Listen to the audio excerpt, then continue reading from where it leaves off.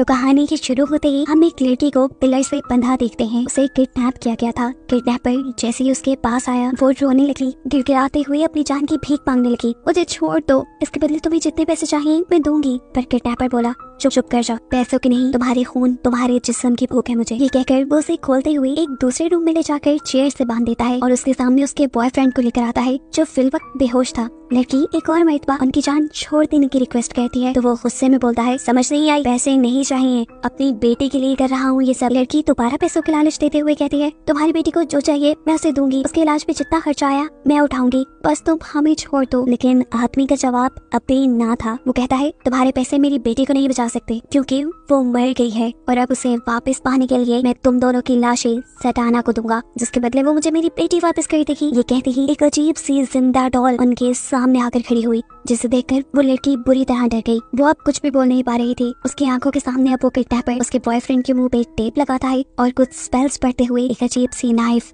उसके जिस्म में स्टैब कर देता है। उस लड़के की बॉडी से निकलता हुआ ग्लास में इकट्ठा करने लगा था और ये देखकर लड़की से बर्दाश्त नहीं हुआ। उसने अपने आप को छुड़ाने के लिए जोर लगाया और हाथ खुलते ही वो यहाँ से भाग गई। लेकिन भागकर जाती भी वो कहाँ पे? ये एक सुनसान आइलैंड था। भागते भागते जब वो थक गई और सांस लेने के लिए रुकी तो उसने फील किया उसके पीछे कोई है। जैसे ही वो पीछे मुड़ी तो उसके पीछे सटाना थी जो उसे लेकर दोबारा वहीं उसी फार्म हाउस में आ गई। किडनैपर उस लड़की को दोबारा बांध देता है और फिर काम खत्म करके अपने लॉन्च में आकर टीवी चलाता है जहाँ उसे एक डॉक्यूमेंट्री देखने को मिलती है। इस डॉक्यूमेंट्री की एंकर थी जोई, जो पूरी दुनिया की अजीबोगरीब जगहों पर डॉक्यूमेंट्री बनाती थी और उनका असल सब लोगों तक पहुँचाती थी। उसकी टीम के 6 लोग उसकी स्ट्रेंथ थे और सभी लोगों को नई नई जगहें डिस्कवर करना भी बहुत पसंद था। यहीं पर हम डोरी नाम की एक टीम मेंबर से मिलते हैं जो इन सबसे यंग है और इनकी सोशल मीडिया मैनेजर है। वो इस टाइम जोई को कुछ ईमेल्स और लेटर हार्ड फॉर्म में देती है। उनमें से एक के अलावा जोई सभी के ऊपर ज्यादा ध्यान नहीं देती। वो लेटर एक इनविटेशन की शक्ल में था और असल में एक इनविटेशन भी था। कोई आदमी जोई और उसकी टीम को अपने आइलैंड पे बुला रहा था जिसके बारे में बहुत सी डरावनी कहानियां मशहूर थी। इस आइलैंड का सुनकर जोई और उसकी पूरी टीम एक्साइटेड हो जाती है क्योंकि फाइनली उनको काफी अर्से बाद कुछ बहुत ही ज्यादा इंटरेस्टिंग मिल रहा था अपनी डॉक्यूमेंट्री के लिए। सीन कट होकर दोबारा उसी आइलैंड को दिखाया जाता है जहाँ पे किडनैपर उस लड़की के पास आया। लड़की अब रो रही थी। वो जानती थी कि आदमी उसके ऊपर रहम नहीं करेगा, लेकिन हुआ उसकी एक्सपेक्टेशन से बिल्कुल अलग। किडनैपर उससे माफी मांगने लगा। किडनैपर ने उसे बोला मुझे माफ कर देना, तुम्हें मेरी वजह से जितनी भी तंगी हुई है मैं उसके लिए तुमसे माफी मांगता हूँ। ये सुनकर वो लड़की भी हैरान थी। इससे पहले कि वो किडनैपर पे पूरी तरह ट्रस्ट कर पाती, किडनैपर उसका मुंह पकड़कर उसकी गर्दन तोड़ देता है और लड़की मर जाती है। खैर अब दिखाया जाता है कि जोई की पूरी टीम उस आइलैंड पे जाने के लिए सबसे पहले एक बोट का इंतजाम करती है। हैरानी की बात थी कि ये लोग जिस बोट वाले से बात करते थे वो सभी उस आइलैंड पे जाने से इनकार कर देते थे। काफी टाइम बाद उनको एक ऐसा बोट वाला मिल ही गया जो उस आइलैंड पर जाने के लिए तो मान गया, लेकिन उसने बहुत सारे पैसे मांगे। फिलहाल पैसे उनके लिए बड़ा मसला नहीं था। ये लोग पे करते हैं और उस आइलैंड पे पहुंच जाते हैं। वहाँ जाते ही पहले पहले तो सब काफी अच्छा था। वो आइलैंड काफी खूबसूरत और ग्रीन था। वहाँ का मौसम, वहाँ की खूबसूरती इन्हें खुश कर देती है। लेकिन ये लोग अभी इस खूबसूरती के पीछे छुपे खतरे को नहीं जानने पर इन्हें अजीबोगरीब चीजें दिखाई देने लगी। आइलैंड में जगह जगह डॉल्स को लटकाया गया था। अब बोट का ओनर इन्हें यहीं तक लाकर फार्म हाउस की तरफ जाने वाला रास्ता बताता है और कहता है तुम्हें इससे आगे खुद ही जाना है। ये बात सुनकर उन्हें थोड़ा अजीब तो लगा, लेकिन खैर ये लोग डॉक्यूमेंट्री बनाने के लिए एक्साइटेड थे। जगह जगह डॉल्स का लटका होना ये उनके लिए इंटरेस्टिंग बात थी, इसीलिए जोई इस डॉक्यूमेंट्री की हिस्ट्री और अपना स्टार्ट यहीं पे शूट करती है। अब पीछे से वो बोट का मालिक जो अकेले ही वापसी के रास्ते पे पड़ रहा था चलते हुए, उसे अजीब सा डर लगने लगा, ऐसे जैसे उसका कोई पीछा कर रहा हो और यहाँ पे लटकी हुई डॉल उसे गौर से देख रही हो। ये सारी चीजें फील होने पर वो वहाँ से भागने लगता है और अचानक उसके सामने सेंटाना डॉल आकर खड़ी हो जाती है। ये वही डॉल है जिसकी कहानियां उसने सुन रखी थी। वो डॉल से कहता है प्लीज मुझे छोड़ दो, मुझे बख्श दो, मैं तो यहाँ पर कुछ लोगों को छोड़ने आया था, तुम उन सबको मारते ना, उसके बदले तुम मुझे छोड़ दो। लेकिन सेंटाना उसके सुनती नहीं और उसका मुंह पकड़ते हुए गर्दन को मोड़कर उसे मार देती है। सीन कट होकर अब हमें जोई को दिखाया जाता है जो इस आइलैंड की हिस्ट्री बता रही थी। असल में इस आइलैंड पे एक आदमी था जिसकी बेटी मर गई, जिसके मरने से न जाने उसके दिमाग को क्या हुआ, उसने पूरे आइलैंड में डॉल्स लटका दी क्योंकि उसे लगता था कि उसकी बेटी की स्पिरिट किसी तरह यहाँ आइलैंड पे लटकी हुई किसी डॉल के अंदर कैद हो जाएगी और ऐसे वो बार बार अपनी बेटी से मिल पाएगा। अब वेरोनिका यानी इनके ग्रुप की एक मेंबर आइलैंड में अकेली ही निकलती है और करीब ही उसे घर दिखाई देने पर वो अपनी पूरी टीम को आवाज देकर यही बुला लेती है। ये घर देखकर सबको ये नॉर्मल लग रहा था, ऐसे जैसे किसी भी नॉर्मल इंसान का घर होगे, लेकिन अजीब काम इनके साथ ये हुआ कि इसका दरवाजा खुद ब खुद उनके लिए खुल गया। जो को लगा ये जूलियन का घर होगा, उसी आदमी का जिसने उन्हें लेटर लिखकर यहाँ बुलाया था। वो घर के अंदर जाकर जूलियन जूलियन ऐसी आवाजें लगाती है, लेकिन कोई भी जवाब न आने पर ये सभी लोग अंदर चले जाते हैं। अंदर का सामान माहौल बिल्कुल नॉर्मल था। हालांकि ये लोग एक्सपेक्ट कर रहे थे कि जूलियन का घर काफी डरावना होगा। खैर ये लोग अपनी डॉक्यूमेंट्री का दूसरा पार्ट यही शूट करने का डिसाइड करते हैं। जोई बोलना स्टार्ट करती है और कैमरामैन रिकॉर्डिंग करना शुरू कर देता है। रिकॉर्डिंग करते हुए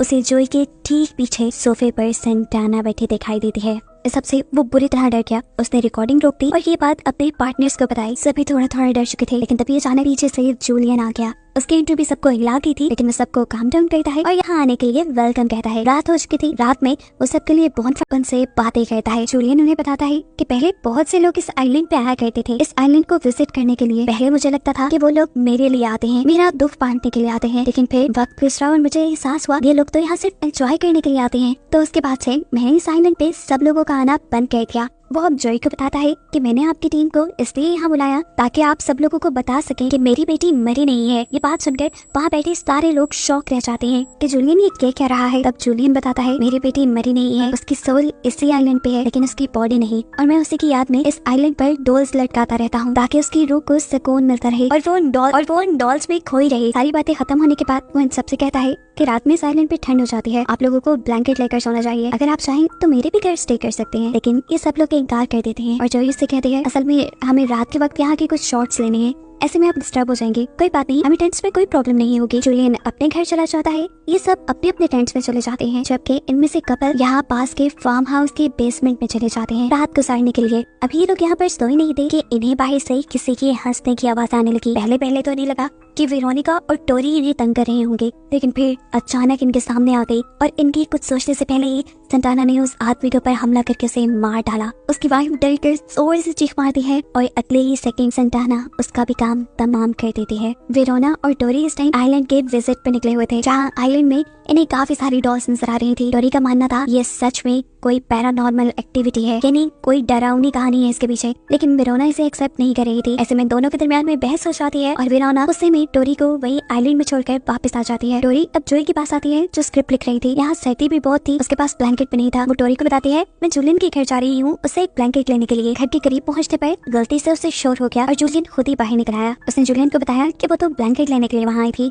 तो ये सुनकर जूलियन ने उसे अपने घर इनवाइट कर लिया, उसे ड्रिंक ऑफर की और यहाँ पर ये दोनों बातें करने लगे। जोई ने जूलियन से सवाल किया अच्छा क्या मैं पूछ सकती हूँ आपकी बेटी को हुआ क्या था? कुछ सोचते हुए वो बोलता है असल में एक दिन वो दोनों बहनें खेल रही थी, अभी उसका जुमला पूरा नहीं हुआ था कि जोई ने शौक में पूछा दो बहनें बेटी है। उसकी बात काटने के गुस्से में वो जोर से टेबल के ऊपर हाथ मारता है और उसे कहता है जाओ नहीं बताना मुझे कुछ। उसकी इस अजीब गुस्से वाले बिहेवियर से जोई बुरी तरह डर गई थी। जूलियन को जैसे ही इस चीज का एहसास हुआ कि उसने गलत किया, उसने फौरन ही जोई से माफी मांग ली और कहा एक्चुअली ये सब मेरे लिए बहुत इमोशनल है, मैं बार बार वो चीजें रिपीट नहीं कर सकता, मुझे दुख होता है, दर्द होता है और शायद इसी दर्द को छुपाने में मैं गुस्सा कर गया, अब सॉरी। जोई भी इस टाइम उसकी इमोशन समझती है और उसे कहती है कोई बात नहीं। अब जूलियन उसे ब्लैंकेट लाकर देता है और जोई अपने कैंप में वापस सोने के लिए चली जाती है। ये लोग सो गए और आधी रात में हमने देखा कि एकदम से कोई जोई के पीछे आकर खड़ा हो गया और उसने जोई का मुंह पकड़कर उसकी गर्दन तोड़ के उसे मार डाला।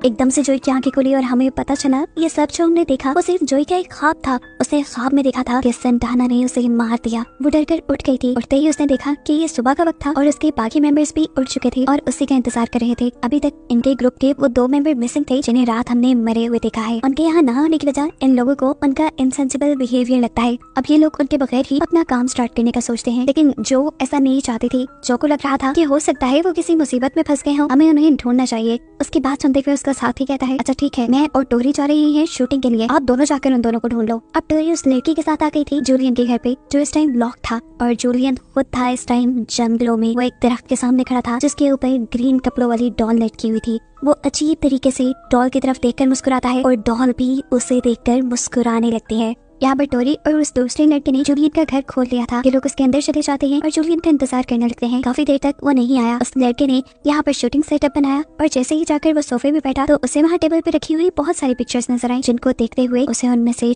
टोरी की पिक्चर भी मिली और उसके दिमाग के घोड़े चलने लगे। ये पिक्चर देखकर उसे रियलाइज हो गया कि उन्हें किसी प्लान के तहत यहाँ लाया गया है। वो टोरी ही थी जिसने जोई को वो इन्विटेशन लेटर दिया था इससे पहले कि कि वो ये बात डोरी से कंफर्म कर पाता। डोरी उसे खुद बता देती है कि वो जूलियन, कहते ही उसने उस आदमी के सर पे किसी चीज से जोरदार वार किया और उसे मार डाला। ये कहते ही उनके पीछे जूलियन भी आ गया, जिसने डोरी को इस काम की बहुत शाबाशी दी और कहा, मैं और मेरी बेटी तुमसे बहुत खुश हैं। सीन कट होकर हमें वेरोना और जॉय को दिखाया जाता है, जो कि अपने 2 मेंबर्स को ढूंढने के लिए निकले थे। जंगल में जाते हुए इनके दरमियान किसी चीज को लेकर बहस हो जाती है। अभी ये बहस ही कर रहे थे, इनके सामने आ गई सेंटाना। वेरोना को लगा ये उनके साथ कोई मजाक कर रहा है, उस पे कर हंसने लगती है, लेकिन उसकी हंसी तब बंद हुई जब जॉय ने उसे बताया, ये सेंटाना है और ये जेब है, जो कि रात में ही मेरे ख्वाब में भी आई थी। अगर हमें बचना है तो भागना पड़ेगा। वो दोनों भागने लग जाती हैं और तभी जॉय को एक शॉर्टकट नजर आता है। वो वेरोना का आवाज देती रह जाती है, इधर से भागो, लेकिन वेरोना उसकी एक नहीं सुनती और ऐसे ये दोनों अलग हो जाते हैं। अब जहाँ से जॉय भाग रही थी उसके पीछे एकदम से जूलियन आकर उसके मुंह पे कपड़ा रख के उसे बेहोश कर देता है, जबकि वेरोनिका एक ओल्ड घर के अंदर छुप जाती है। वो जिस घर में थी, इसी घर के अंदर तो उनके दोनों साथियों की लाशें थी, जिन्हें देखकर वेरोनिका का तो हाल ही बुरा हो गया।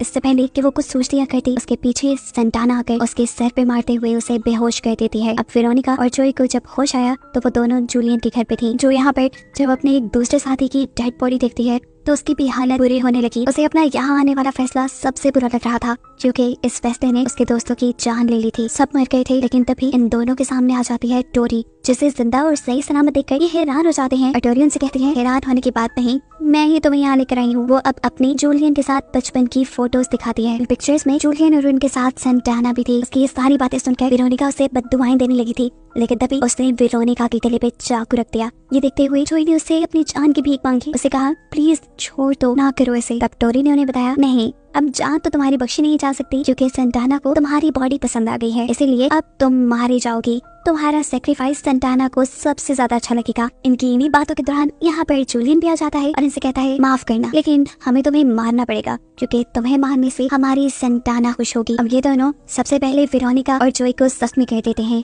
और एक बोल में उनका खून इकट्ठा करते हुए कुछ स्पेल्स बोलते हैं, वही स्पेल्स जो जूलियन ने मूवी के स्टार्ट में बोले थे। अब इन्हें का खून मिक्स करना था। ये काम करने के लिए जब डोरी वेरोनिका के पास गई तो वेरोनिका ने उसके हाथ पे इतनी जोर से बाइट किया कि उसका हाथ कट के उसमें से खून आने लगा। वो खून वेरोनिका के खून के साथ मिल गया और रिचुअल बर्बाद हो गया। ये देखकर जूलियन घबरा सा गया था। वो रिचुअल को सही करने के लिए पहले बाकी सब लोगों की डेड बॉडी यहाँ लाने का डिसाइड करता है, लेकिन मौका पाते ही जॉय पीछे से अपने आप को छुड़वा कर वहाँ से भाग जाती है। जूलियन उसका फील्ड्स तक तो पीछा कर लेता है, लेकिन यहाँ से भी वो उसे चकमा देकर एक पुराने घर तक पहुँच गई, जहाँ उसके पुराने साथियों की लाश थी। जूलियन उसे ढूंढते हुए यहाँ भी आ गया था, लेकिन इस जगह का एक फायदा हुआ कि जॉय को छुप कर जूलियन पे वार करने का मौका मिल गया। जैसे ही जूलियन उसके सामने आया, उसने यहाँ पड़े हुए एक स्टील रॉड से उसे मार डाला। उसे मारते ही यहाँ पे डोरी आ गई, जो अपने डैड को मरा हुआ देखकर बहुत दुखी हो चुकी थी। इससे पहले कि वो जॉय को कुछ कहती, जॉय उसे भी मार देती है। अब वो बुरी तरह रो रही थी, क्योंकि वो जानती थी ये सब जो उसने किया वो उसने खुद नहीं किया, बल्कि उससे शैतानी ताकतों ने करवाया है। अभी वो ये सब सोच ही रही थी कि एकदम से